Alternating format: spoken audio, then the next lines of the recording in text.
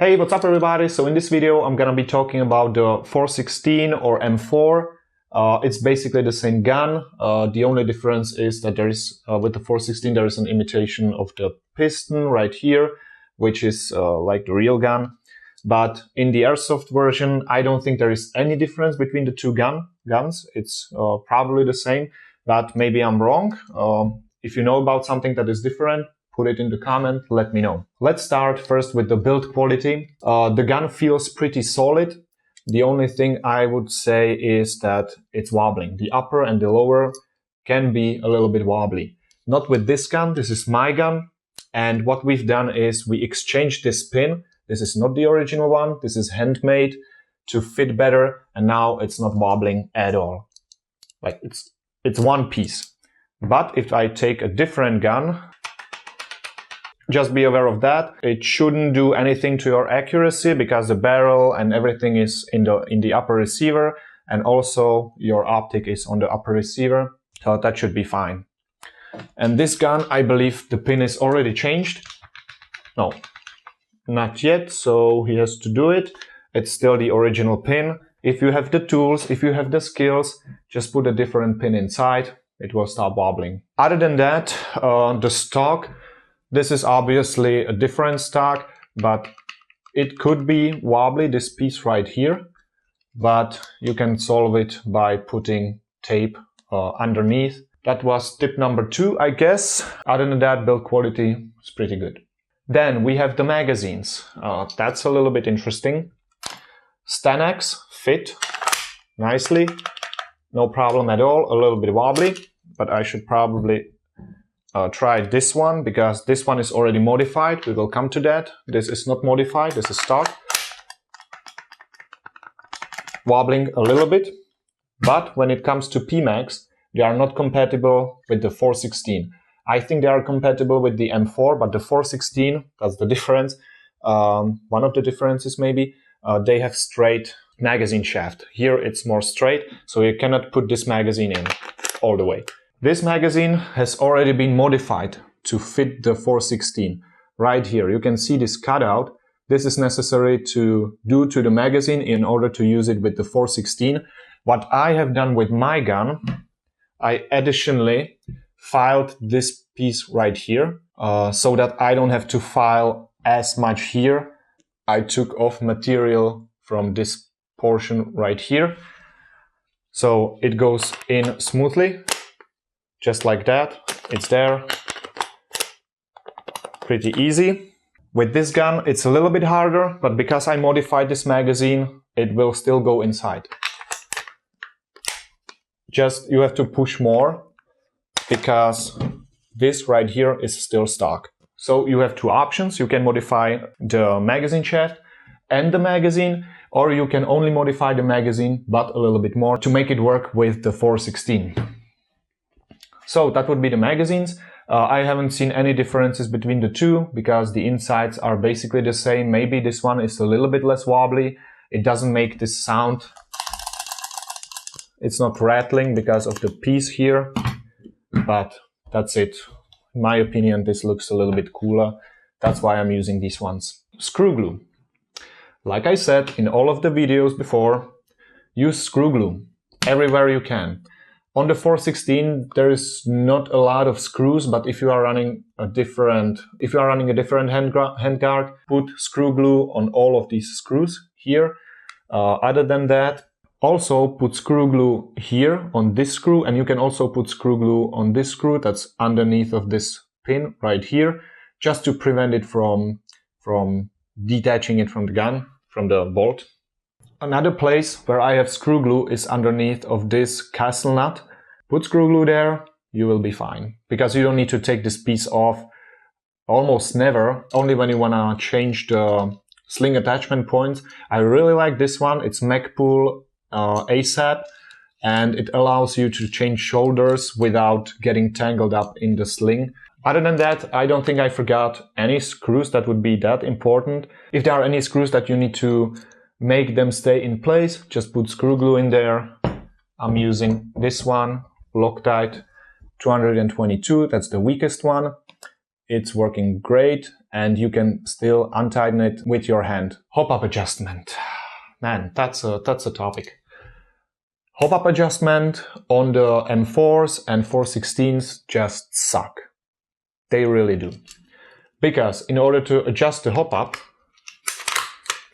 you need to get in with an Allen key. There is an Allen key, really small one, inside of here, and it's just a pain.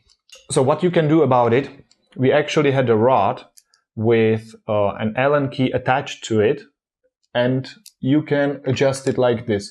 From this side, you can force it in and just turn it. I lost the rod, so I don't have it now. I cannot show you, but it was just a stick with an Allen key on this on the end. You can adjust it like this. Otherwise, what you need to do is to take this pin out, take the bolt out, and you need to adjust it from here. I'm not sure if it comes with a tool or something to do it, because it would obviously have to be this long. I don't like this system at all. So that's my biggest gripe about the 416. The adjustment just sucks. And the reason why they have done it is because of the piece right here. These knobs are completely unnecessary to make the gun work. It's just because of the looks. This looks like the real steel version, but in this case, you don't really need it, and there was no place to make it like on the KAC or the SCAR, where the only thing you need is to stick your finger in and just adjust it with your finger, because there is like a adjustment wheel and you can do it with your finger. The adjustment really sucks, but there is one thing you can do about it. You see this little screw right here? I can adjust it like this. Just with my fingers, I can turn it, I can tighten the hop-up, because the screw goes all the way to the chamber and it's pushing onto the arm. So this way, if you have the skills, if you have the machines, if you know how to measure stuff, you can put a screw here to make it push on the arm. This was done by my friend. I wouldn't be able to do it because I don't have the skills, I don't have the tools, but it's an option. If you do this, then the gun is almost perfect. And the same goes for the Honey Badger. It's basically the same gun, it's just a little bit smaller. Well, not a little bit, it's quite smaller, more compact, more cool, but the adjustment is equally awful. Trigger box. Like I said in all of the other videos, let's take this gun. The WE trigger box, the pieces in the trigger box are quite weak. The material, it's not hard and it starts wearing off. What will happen, no matter which gun from WE you will buy, this will happen to your gun. Pull the trigger, I'm gonna simulate firing, I'm gonna cycle the bolt, and now when I release the trigger, you will hear a shot fired again. And it shot.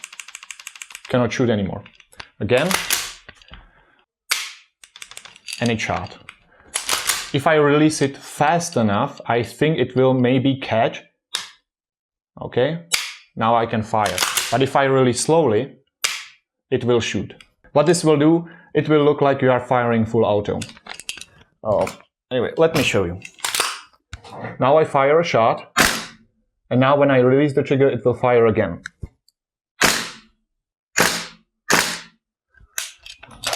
Like I said, it's because of the material of the hammer and the trigger. I have it here. How you can solve this? You can actually solve it with a file. And when you are filing in the right place, I'm gonna make a video on that. It will stop doing this temporarily. But the easiest way how to solve it is to buy the hammer, which you can see here, and the trigger. Then it will work again. For some time, it will happen again. Like I said, I'm gonna make a video how to correct this. It's gonna be linked in the description. And yeah, trigger box, they suck. Maybe I'm planning on buying Ratek, a hammer and a trigger to see if it's any better. I think the material is much harder, so it should prevent the gun from doing this long term. Okay, upgrades. Another favorite part. If you watch the series, then you already know that the only thing you really need to exchange is the hop-up, And if you have enough money, you can also exchange the inner barrel to make it shoot more accurate. I personally didn't see any impact of the precision barrel in the gun, but it made me feel better, so feel free to buy it. The third thing you can do is adjustable end pass in the nozzle. So inside is a little piece that you can modify to allow you to regulate the FPS. Just with an Allen key, you stick it in and you turn it for CQB and for woodland areas. Great way to modify the gun. It's cheap, but actually it's for free. I'm gonna link the video in the description. Watch it, see for yourselves. It's really easy. You just need a set screw and a little bit of patience and your time. That's what I have to say in terms of upgrades. If you start putting heavier bolts like this one from Ratek, it will screw up your gun, most likely. I know there are people that got awesome results, awesome kick from this piece right here, but I'm not a fan because it works great just with the stock bolt and basically everything stock. I haven't had any issues. I have the bolt right here. I'm not using it because it's just not working. I tried to file the pieces where it needed to be filed down and it's still not working. And it's expensive, man. Just save the money, buy something else, buy another pistol or whatever you want, buy a red dot. Don't waste your money on Ratek. I'm sure there is a way to make it work, but it's not necessary for sure.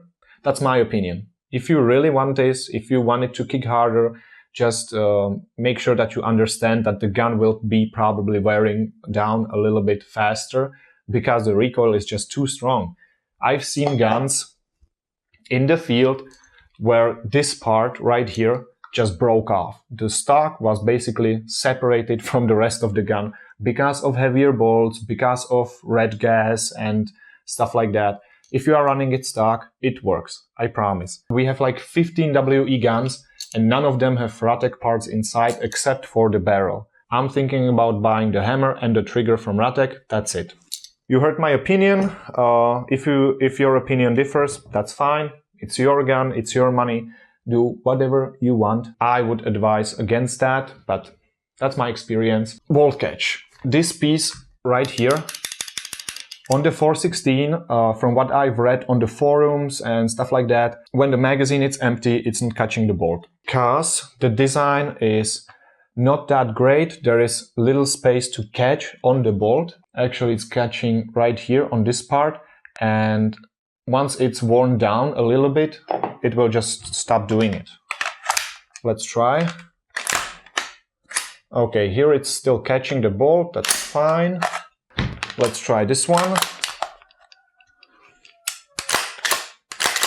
See? The magazine is empty. And it's not catching the bolt.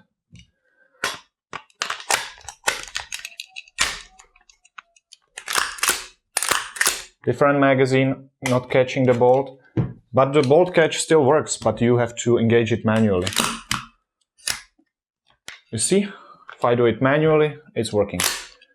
And from what I've read, this is a common issue. You can replace this for a Ratek part. Maybe it will solve the issue for a while, but it will stop working again. That's what I've read. It's not my personal experience. I don't really care about the bolt catch that much because when I see there is something wrong with the gun, there are not BBs coming out, I immediately go for a reload. And yeah, it's not a huge issue for me, but you should know about it. So now you know. Okay, next thing, handguard. You can exchange the handguard for this one. This is the stock handguard. This one is aftermarket. But if you decide to take this slim one, there will be a gap right here. For me, it's great because I can put my camera here and my red dot here, and it's not gonna be, the red dot is not gonna be obstructed by the camera. It's good, but if you have it like this, doesn't look that great. And also the barrel nut underneath of this had to be modified quite a lot to make it fit. I wouldn't recommend it because it was a lot of hassle. It's still, if I turn it, it might get undone. I would just stick with this one. But my gripe with this one would be that it's pretty heavy. It's a chunk of metal. It's bulky. I don't really like it, but it looks okay. It looks good. It fits nicely. It's pretty secure with this nut. It's really tight. It's not wobbling. It feels solid. Okay, charging handle. Another interesting thing. This is the stock charging handle, and it's working great. No problems, no issues whatsoever. But you can exchange it for this charging handle right here, butterfly style. It's nicer. You can grip it easier, and it's looking cooler. Let's admit that. But the charging handle, it doesn't fit stock. If you just put it inside, if you just buy it and put it inside, it's grinding, it's not working smoothly. So we had to modify the piece right here. And I think I had to file right here a piece of metal. And this is my charging handle. This one is a friend's charging handle. And I still decided not to use it because it's not smooth. Maybe I can even show you.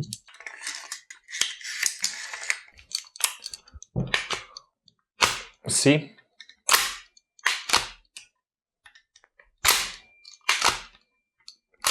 Not good. And I already tried to modify it. My friend had to modify it as well. But now it's working. It's not drop in, and don't worry about it. You have to make it work. That would be the charging handle. Okay, let's talk about the bolt. So this bolt is stock. I haven't done anything to it, but the lighter the bolt, the faster it will cycle. Good example of this is the KAC. It's really small, it's lightweight, it's much lighter than this bolt right here. There's just a piece of metal, I should say metal. It's not steel, it's softer than steel, and it's just really heavy. What it does, it makes the gun cycle a little bit faster. It is not too noticeable, but when the temperature drops, when it's a little bit colder outside, this gun will continue to work, which is a huge plus. Whereas this gun will stop working because the gas just doesn't have the power to cycle the bolt fast enough. That's one issue that I really don't like about the 416. The bolt too heavy, and when it's getting colder, it's not that great anymore, to be honest. So what we have done with my gun, we drilled a hole inside to make it lighter. We took quite a lot of material from the bolt right here, because the standard version doesn't have the hole in there, and it's lighter. Not by a huge amount, but what I saw is an increase in speed. The cycle of the gun was a little bit faster, and it also helped a little bit with lower temperatures, but not much. The KAC over there is still superior to the 416, even with this modification. Here with this Ratek bolt, we tried to take it even further, but you already know that I don't like Ratek upgrade parts because it's still not working. It's cycling faster, but I have issues with loading BBs, and I gave up on this piece right here. This is a useful modification if you have the tools, if you are not afraid of drilling into your bolt. I would highly recommend this one. The improvement won't be that huge, but it helps. Now you probably wanna hear my opinion on the 416, like compared to other guns. I've made a comparison video actually, so make sure to watch it. But overall, in the end, what would be the conclusion? This is my gun. I like it with the optic. I like it. It's a little bit heavy. It's a little bit too long for my taste. The accuracy is great. The power, when it's really warm outside, you can really feel the push because of the heavy bolt. It's really pushing your shoulder back. I like the sound. I like the overall quality. When you exchange this pin, it's not wobbling anymore. Like it feels pretty solid. It's heavy. It's like the real deal, almost. Like it's not the real gun, but it's good. It's good. I like it. You shouldn't be afraid of buying one. But still, I have to be honest, I like this one more. It's just smaller, it's more slick, lightweight bolt, so it works in lower temperatures, not by much, it's not a huge difference. But if you go to a field and it's a little bit colder outside already, you want something that still works, then get this. Obviously, if it's cold enough, this will also stop working no matter what you put inside, no matter if you are using propylene, like here, or propane or green gas. I hope you are not using green gas anymore because the retailers are just ripping you off, because green gas is just propane mixed with silicone oil, basically, and it works the same. In the summer, just use propane. I have a tutorial how to refill these bottles from propylene. So you will use propylene in colder temperatures, and you can fill this bottle with propane, and this whole bottle cost me €1 of propane. It's a no-brainer. Much cheaper. The video will be linked in the description. So yeah, like I said, 416, great gun. I like it. I own one. But I have to be honest, I like this a little bit more because it's smaller. It's just feels nicer to me personally. But that's my opinion. If you really dig the looks of the 416, if you want the push, the kick, then by all means buy it. But be aware, the worst thing about the gun is the hop-up adjustment. It just sucks, and you need the rod to adjust it. Here you don't need anything. Like, you just stick your finger in there and you just turn the thing and it's done. If you solve it like this, with the screw adjustment on the top, then it's great. Then it's fine. It's a good gun. And as you can see, we have more 416s in the team than we have SCARs or KACs, and we only have 2 of these. Which is basically 416. So even though I like this better, we still have more 416s. So that means it's a good choice. One last thing that I forgot to mention, and that is, no matter which gun I'm using, I'm only using semi. I'm never touching the full auto capability because I feel like it's not necessary. First of all, it's less gas efficient and it's less accurate. If your opinion is different, if you like the full auto, feel free to use it. I don't really care, but I should share one experience with you. One time here in this room, we actually tried it with my friend with the SCAR here, WE SCAR, and immediately after first few shots, this piece right here got bent inwards, so the nozzle stopped moving and we had to repair it. So since that day, I'm not using it because of the reliability issues and the longevity of the guns. And also, like I said, less accurate, gas efficiency, not so great. If you know how to work with the trigger, the reset, you don't actually need it. I've been accused of using full auto, even though I was only using semi. Should I show you? Yeah, I can show you. If the gun cycles, then don't do this. Don't put your finger all the way from the trigger guard. Just reset the gun and fire again. Reset, fire. And then it's pretty quick. If you train this, maybe I can even show you.